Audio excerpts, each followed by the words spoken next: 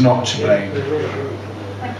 So when we were first engaged so many years ago, Eileen decided for a meal with her mum we should go. Off I went down a dark cobbled street, my future mother-in-law to greet.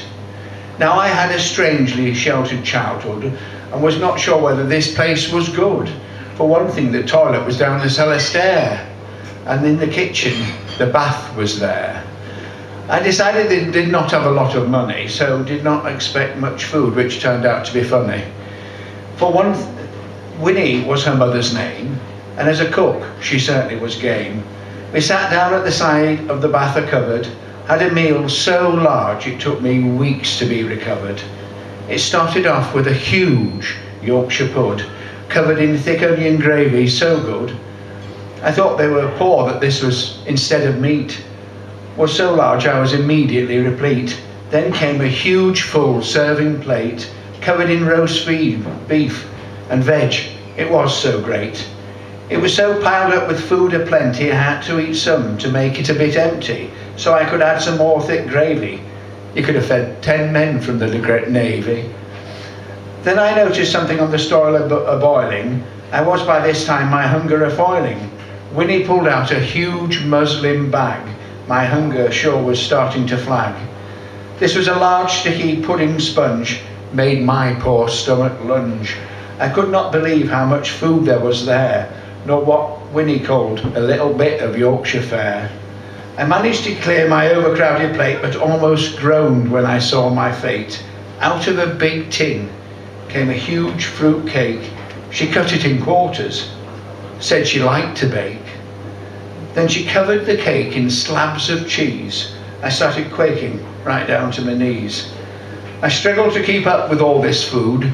Shouldn't really grumble, it was very good. Then she made a full-fat milky coffee drink.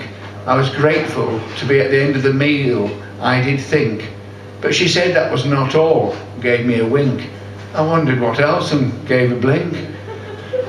Then we wandered into the lounge next door. What I saw nearly had me fall on the floor. Let's have a nice chocolate nibble, said she. A huge family bar each from Mr. Cadbury. I was given something called an old Jamaica bar. Could feel the weight coming on. Would I need a bra? Then I declined that chocolate treat. She did sway and stagger on her feet. Lad's got nowt of an appetite, eats like a girl. I could feel my waistline starting to unfurl. Thereafter, every time I ate at the house, I fasted before or ate like a mouse. So now you see why I don't blame curry or beer. It's my mother-in-law's cooking I had to fear. I went from 9 to 19 stone. She swore she'd get some meat on my bones. A small adventure with my mother-in-law.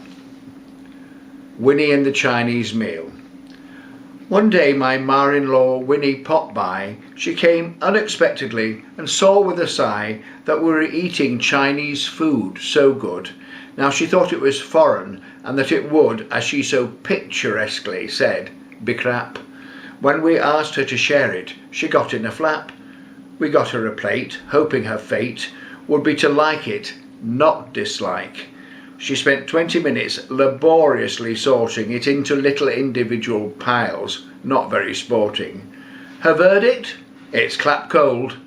She'd taken so long, it could have grown mould.